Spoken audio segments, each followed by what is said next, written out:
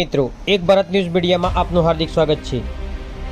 વડાલી તાલુકાના ધામડી ગામે વડીલોનો વૃંદાવન કાર્યક્રમ હેઠળ વડાલી તાલુકાના આસપાસના તમામ વડીલોને એકત્ર કરી તેમને પોતાની ઉંમરના અંતિમ દિવસો સુધી રમણીય વાતાવરણમાં ભજન સંધ્યા સાથે પસાર થાય તે હેતુથી શરૂ કરવામાં આવ્યો હતો।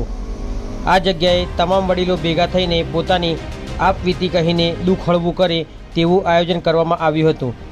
છેલ્લા કેટલાય વર્ષોથી આ કાર્યક્રમ હેઠળ ધામડી ગામના ભામાશા એવા જયંતિભાઈ પાટીદાર પોતાનું તન મન ધન સર્વસ્વ અર્પણ કરીને આ સંસ્થા ચલાવતા હતા।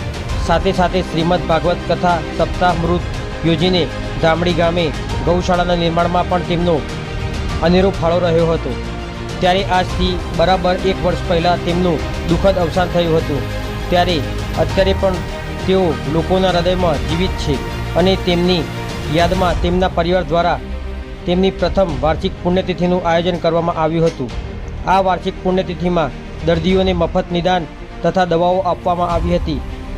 બીજું, બ્લડ ડોનેશન કેમ્પ પણ યોજવામાં આવ્યો, વૃક્ષારોપણ કરવામાં આવ્યું અને અવારનવાર દરેક વડીલો યુવાનો તમામને એક છોડ આપવામાં આવ્યો હતો।